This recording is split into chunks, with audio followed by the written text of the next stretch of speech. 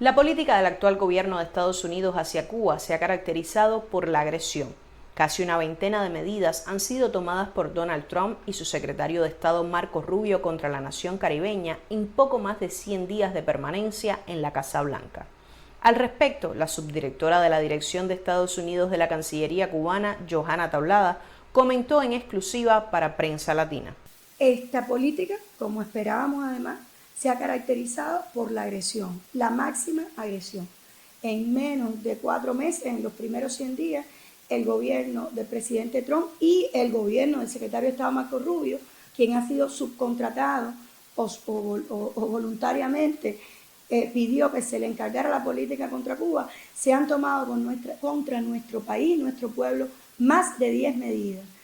Es casi 14 medidas contra Cuba, todas con un alto impacto, no solo en el área de lo simbólico o de la condena, sino un impacto dirigido, deliberadamente dirigido a provocar carencias en nuestra población.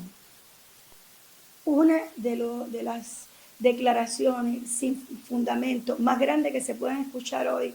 de parte del gobierno de Estados Unidos sobre cualquier tema es que las carencias que sufre hoy el pueblo de Cuba no tienen nada que ver con el bloqueo. Como acaba de decir hace unas horas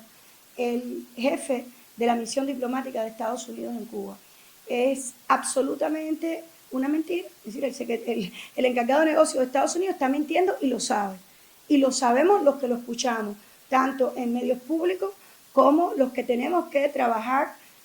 a diario con el gobierno de Estados Unidos. Eso es una mentira que además no se sostiene, y no se sostiene porque una búsqueda fácil de cuáles son en el Departamento de Estado de Estados Unidos el sistema de medidas coercitivas o de regulaciones contra Cuba, rápidamente te muestra que Cuba hoy es el país bajo el sistema de medidas coercitivas unilaterales más grande del mundo, aplicado por el periodo más prolongado de tiempo y que hoy califica como guerra económica. Y califica como guerra económica por el alcance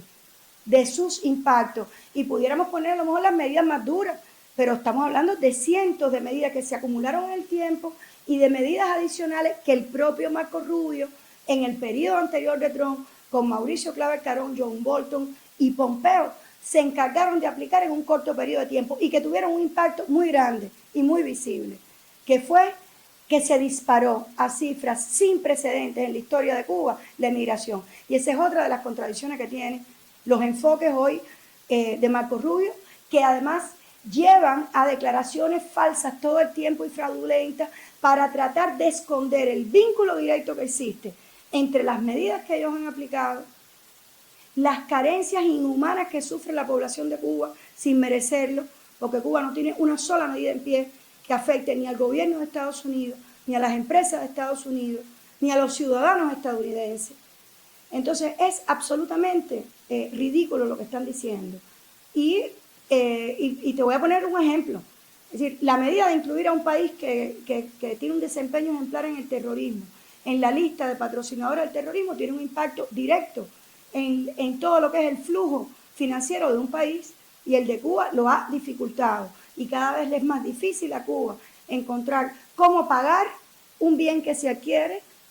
y cómo recibir un financiamiento vinculado a un proyecto, a una inversión o a un donativo de una organización internacional, a las cuales además Cuba está en desventaja. La persecución al combustible es muy duro y es muy feo ver al máximo representante del país que nos agrede diciendo que en Cuba hay apagones. Y para nada menciona ni admite, aun cuando se le pregunte, que detrás de eso hay la persecución más grande que se ha organizado en el siglo XXI contra las transacciones legítimas y las exportaciones legítimas de combustible a un país que además es una isla, que no tiene la carretera panamericana donde puede llegar un camión con combustible a Cuba, tiene que venir por mar el combustible. Y ellos lo persiguen al barco, al armador y a la aseguradora. Ha habido barcos parqueados en las costas de Cuba que no han podido atracar porque en ese mismo momento, probablemente pasó por delante del radar de la Embajada de Estados Unidos, se identifica el barco y el barco recibe una comunicación de su financiera o de su aseguradora en Londres, le dice: usted no puede desembarcar porque nos están amenazando.